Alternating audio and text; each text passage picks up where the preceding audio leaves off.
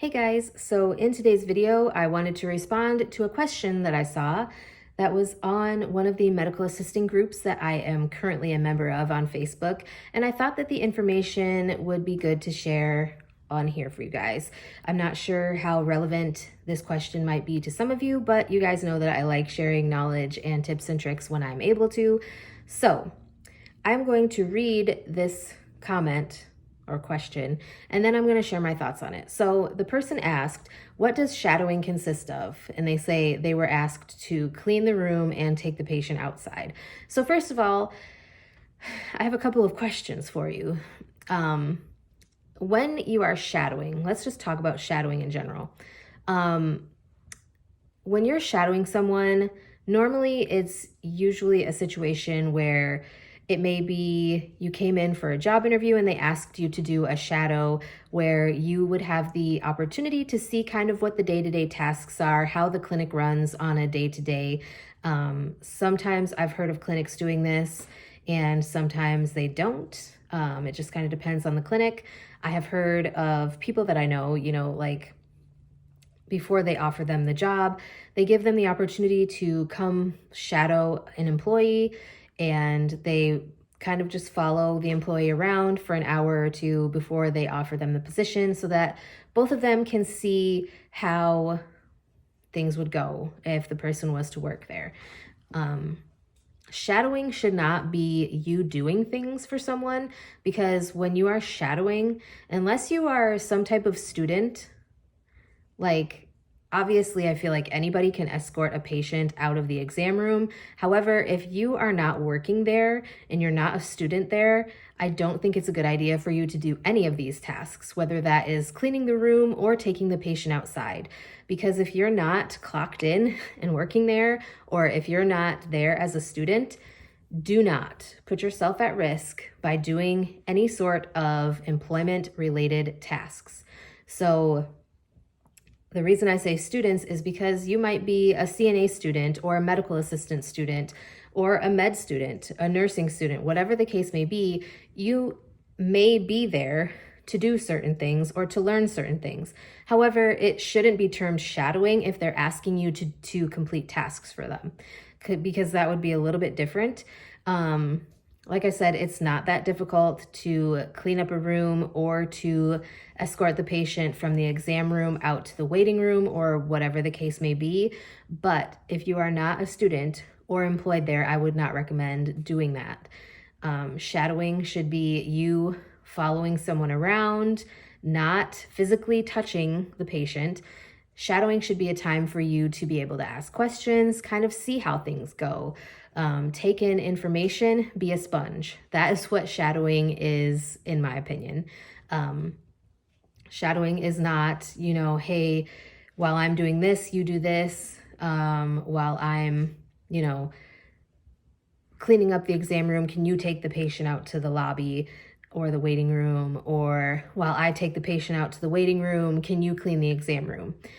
Please, if you're a preceptor or someone who has someone shadowing you, don't expect them to complete tasks unless they are like a new employee and they're on orientation or something like that, because that is a completely different situation. If it is orientation, that is totally different. If you are shadowing, that is a different story. If you're supposed to be shadowing someone,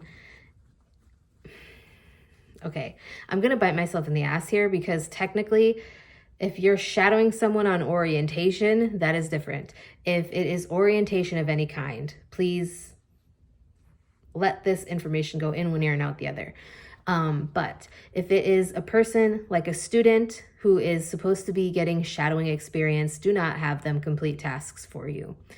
If it is someone on orientation and they are shadowing and you have trained them to complete certain tasks and you have watched them complete certain tasks, or your supervisor says that they are able to complete certain tasks, let them complete those tasks. However, if it is just shadowing, do not expect them or ask them to complete certain tasks.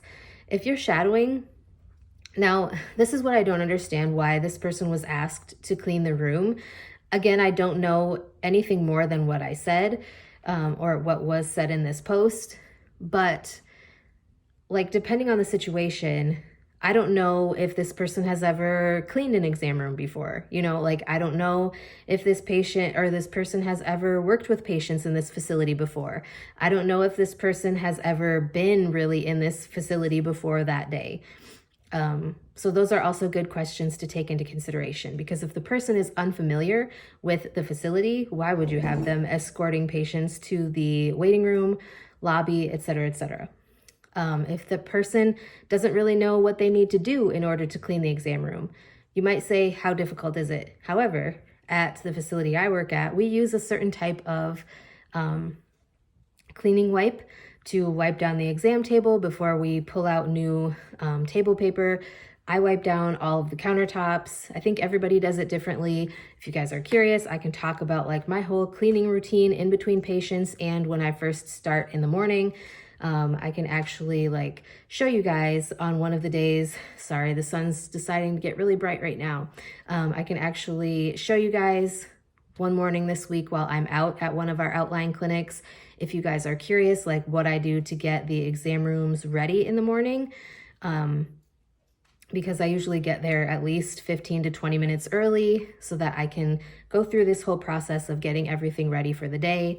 And I like to have things a certain way. So yeah, there's different things, like certain facilities may not allow you to clean a certain way. There are people that I work with that don't even clean the exam room in between patients, and that is gross to me, especially when you're having procedures being done. Like all these people do is just pull out some fresh table paper, tear the used table paper off, and just tuck the new table paper under. And that, no, it grosses me out.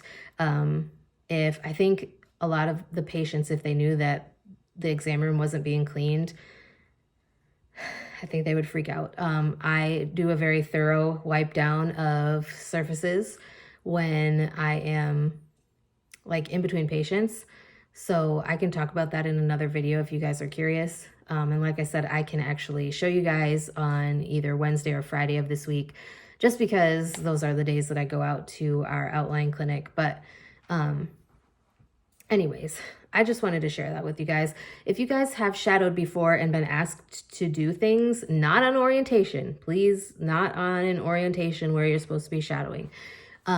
If you have been a student and shadowing before and, you know, were asked to do something, what were you asked to do? And did you feel comfortable doing it? I know when I was a student, and I was shadowing, like before I did any sort of clinical training or anything like that, I think I would have been uncomfortable doing certain things because I wasn't trained to do them, if that makes sense.